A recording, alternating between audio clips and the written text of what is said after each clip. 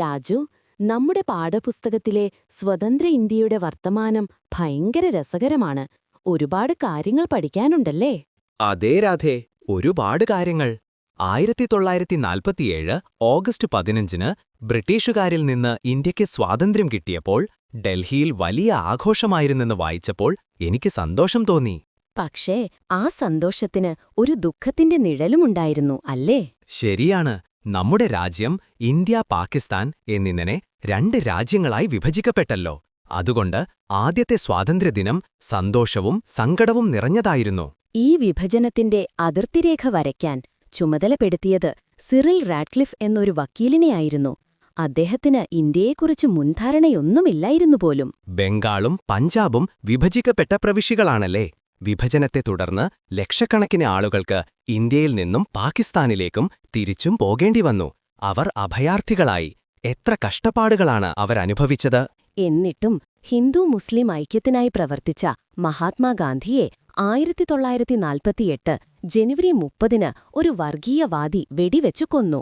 നെഹ്റു അന്നു പറഞ്ഞത് നമ്മുടെ ജീവിതത്തിൽ നിന്ന് പ്രകാശം മാഞ്ഞുപോയിരിക്കുന്നു എന്നാണ്. ശരിയാണ്.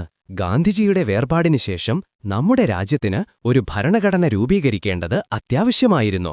ഭരണഘടനയെക്കുറിച്ചുള്ള പ്രധാന തീയതികൾ ഓർമ്മയുണ്ടോ? ഉണ്ട്. 1946 ഡിസംബർ 13 ഭരണഘടനാ നിർമ്മാണ സഭയുടെ പ്രവർത്തനം തുടങ്ങി. 1949 നവംബർ 26 ഭരണഘടനയ്ക്ക് അംഗീകാരം നൽകി. 1950 ജനുവരി 26 ഇന്ത്യൻ ഭരണഘടന നിലവിൽ വന്നു. അതോടെ ഇന്ത്യ ഒരു പരമാധികാര ജനാധിപത്യ റിപ്പബ്ലിക്കായി. 1951-52 സ്വതന്ത്ര ഇന്ത്യയിലെ ആദ്യത്തെ പൊതുതിരഞ്ഞെടുപ്പ് നടന്നു. സ്വാതന്ത്ര്യം കിട്ടിയ ശേഷം ഇന്ത്യ ഒരുപാട് വെല്ലുവിളികളെ നേരിട്ടെന്ന് പാഠത്തിൽ പറയുന്നുണ്ടല്ലോ. അഭയാർത്ഥികളെ പുനരധിവസിപ്പിക്കുക, നാട്ടുരാജ്യങ്ങളെ കൂട്ടിച്ചേർക്കുക. നാട്ടുരാജ്യങ്ങളുടെ സംയോജനം വലിയൊരു ദൗത്യമായിരുന്നു. സർദാർ വല്ലഭായ് പട്ടേലും വി.പി. മേനോനും ചേർന്നാണ് ആ 565 നാട്ടുരാജ്യങ്ങളെ ഇന്ത്യൻ യൂണിയനിൽ ലയിപ്പിച്ചത്. ജുനഗഡ്, കാശ്മീർ, തിരുവിതാംകൂർ, ഹൈദരാബാദ് എന്നീ രാജ്യങ്ങൾ ആദ്യം ചേരാൻ പഠിച്ചു, അല്ലേ? അതെ, അവരെ അനുരഞ്ജന ചർച്ചകളിലൂടെയും സൈനിക നടപടികളിലൂടെയുമാണ് ലയിപ്പിച്ചത്. നാട്ടുരാജാക്കന്മാർക്ക് നഷ്ടപരിഹാരമായി കൊടുത്ത സാമ്പത്തിക സഹായമാണ് പ്രിവി പേഴ്സ്. 1971 ഇന്ദിരാഗാന്ധി ഇത് നിർത്തലാക്കി. ബ്രിട്ടീഷുകാർ പോയ ശേഷവും ചില സ്ഥലങ്ങൾ ഫ്രഞ്ചുകാരുടെയും പോർച്ചുഗീസുകാരുടെയും കയ്യിലുണ്ടായിരുന്നു. ഫ്രഞ്ച് അധീന പ്രദേശങ്ങൾ പോണ്ടിച്ചേരി, മാഹി, യാനം, കാരയ്ക്കൽ, ചന്ദ്രനഗർ 1954 ഇന്ത്യയ്ക്ക് കിട്ടി. പോർച്ചുഗീസ് അധീന പ്രദേശങ്ങളായ ഗോവ, ദാമൻ, ദിയു എന്നിവ സൈനിക നടപടിയിലൂടെയാണ് 1961 മോചിപ്പിച്ചത്. ഭാഷാടിസ്ഥാനത്തിലുള്ള സംസ്ഥാനങ്ങളുടെ പുനർസംഘടനയും ഒരു പ്രധാന കാര്യമായിരുന്നല്ലോ.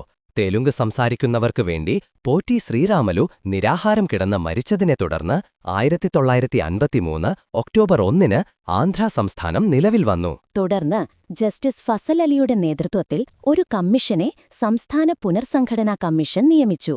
ഈ കമ്മീഷന്റെ ശുപാർശ പ്രകാരം 1956 നവംബർ 1-ന് 14 ഭാഷാ സംസ്ഥാനങ്ങളും 6 കേന്ദ്രഭരണ പ്രദേശങ്ങളും രൂപീകരിച്ചു. സാമ്പത്തിക രംഗത്തും ഇന്ത്യ ഒരുപാട് മാറ്റങ്ങൾ കൊണ്ടുവന്നു. ജവഹർലാൽ നെഹ്റു സോവിയറ്റ് യൂണിയന്റെ മാതൃകയിൽ ആസൂത്രണ കമ്മീഷൻ രൂപീകരിച്ച് മിശ്ര സമ്പദ്വ്യവസ്ഥയാണ് പിന്തുടർന്നത്. 1-ാം പഞ്ചവത്സര പദ്ധതി കാർഷിക വികസനത്തിനും 2-ാം പഞ്ചവത്സര പദ്ധതി വ്യവസായ വികസനത്തിനും ഊന്നൽ നൽകി. അതെ, കൃഷി മെച്ചപ്പെടുത്താൻ ഹരിത വിപ്ലവവും, പാലുൽപാദനം കൂട്ടാൻ ധവള വിപ്ലവവും, മത്സ്യ ഉൽപാദനം കൂട്ടാൻ നീല വിപ്ലവവും നടപ്പാക്കി.